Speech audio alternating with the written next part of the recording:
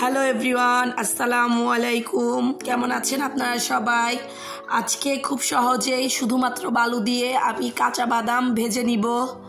বাজার থেকে কাঁচা বাদাম এনে খুব সহজেই বাড়িতে এভাবে ভেজে নেওয়া যায়। তাহলে চলুন আজকে কিভাবে আমি কাঁচা বাদামটা ভেজে নিয়েছি ওটা দেখে নেওয়া যাক। একটা কড়াইতে বালু দিয়ে দিচ্ছি। বালুটা খুব ভালো করে গরম করে নিতে হবে। বালুটা যখন খুব ভালো করে গরম হয়ে যাবে তখন এর মধ্যে আমি কাঁচা বাদাম দিয়ে দিব।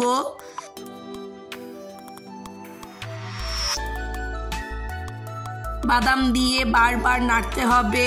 বাদামটা ভাজার সময় চুলার আঁচ মাঝারির থেকেও একটু কমে রেখে বাদামটা ভেজে নিতে হবে। সময় নিয়ে 7 থেকে 8 মিনিট ভেজে নিতে হবে।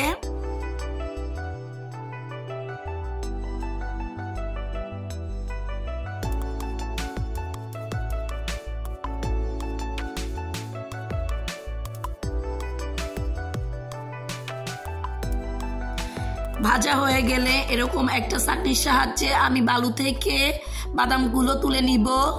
এতে করে বালুগুলো থেকে যাবে আর বাদামগুলো চামচে চলে আসবে। এই চামচের সাহায্যে খুব সহজেই বালু থেকে বাদামগুলো তুলে নেওয়া যায়।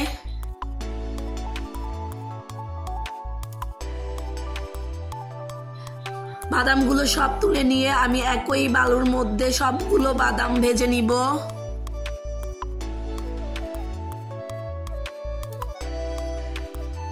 সবগুলো বাদাম একই পদ্ধতিতে ভেজে নিতে হবে। আমি সবগুলো বাদাম ভেজে নিয়েছি।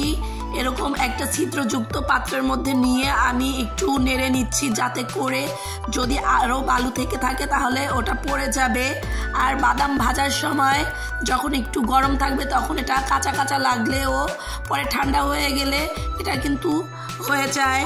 আর দেখুন হয়ে গেলে এভাবে চাপ দিয়ে হাতের মধ্যে নিলে খুব সহজে এর উপরে যে লাল লাল খোসাটা থাকে ওটা ছেড়ে আসবে। আর এভাবে যদি উপরের খোসাগুলো ছেড়ে আসে তাহলে বুঝতে হবে এটা খুব ভালো করেই ভাজা হয়েছে। আজকে এখানেই বিদায় নিচ্ছি। ভালো থাকবেন সবাই। আল্লাহ হাফেজ।